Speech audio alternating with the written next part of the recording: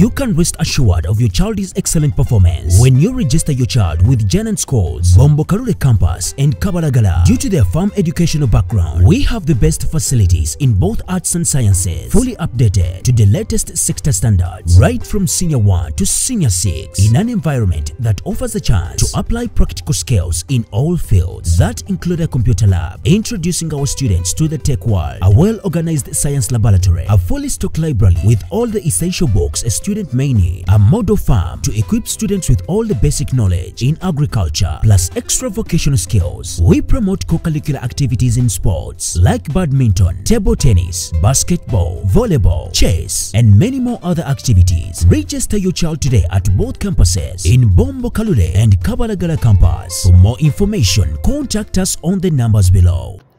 Omulamuzi wa kkooti ya Buganda Road Kayizi ayongedde Okalika Godfrey Ssemata Luzira okutuusa ng'ennaku z'omwezi 29 omwezi ogwokutaano era ng'ono alangibwa okwogera ebyakalebule ssaako n'okkuba ssentebe Yasin Omar.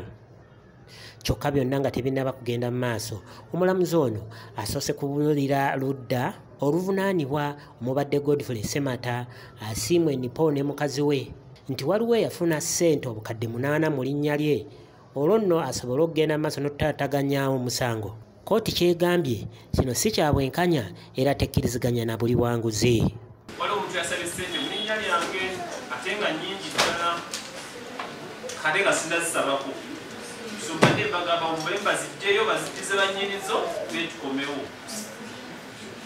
Mukitegedde? Oyo mubbi. Abaddize ssente zammwe tukomewo tugule ku mbeeti nga tewaliwo nti waliwo ssente yakyusa omukono. Mukitegedde? Mubimanyi nammwe abatuuze. Olaba nze byantuuseko ku wiikendi ate mmwe ababadde mu byale. Naye nga bababbye. So tugenda kudda mu ssaawa ng'emu muzeeyo babaddize ssente. Council handle that. That because money is given back to them. Judiciary does not condone corruption. Bishop, I'm going to find out because I have... Please find out and pick it from where it is. Give it back to the owners. We hear the man on the smells. Mbadde mu ssaawa emu ekyo mukitereeze kya ssente zammwe ziddeyo gye zaabadde ne gye zaavudde. Kubanga nze si muli wambuzi. Abasatu bano bavunaanibwa omusango ogw'okwogera ebyakalebule. Oluvannyuma akkiriza eyawaaba omusango guno Yasin Omar oba ddala asiimwe Nipo ne mukyala we basaana okweyimirirwa. Era bw'atyo ssentebe Yasin Omar n'akkiriza nti asiimwe asaanidde okuweebwa okweyimirirwa.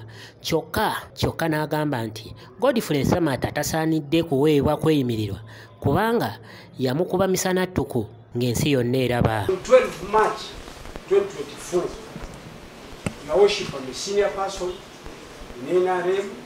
I'm the chairman sub-county. There was a meeting of NRM registration launch in front of everybody.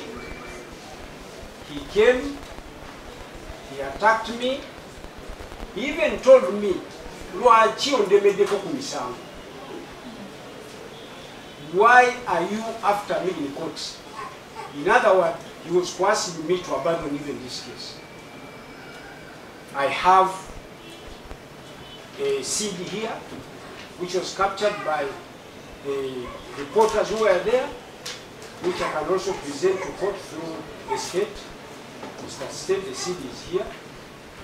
How he attacked me, and how I was saved. In fact, they wanted to kill me from what I had. He told everybody, that means I will suffer more than this, and me, honestly, if he gets a bail, I fear I will not come back to this court. And that will be against my right of justice. I object for him to get bail because he will kill me if he's out. Unless there are only two. One is not a human being, that is God. And unless God tells me to do what, not to object. Oh, President Museveni calls me and said, please. Otherwise, no way. Omusango gwongezeddwayo okutuusa ng'ennaku z'omwezi 29 omwezi ogwokutaano.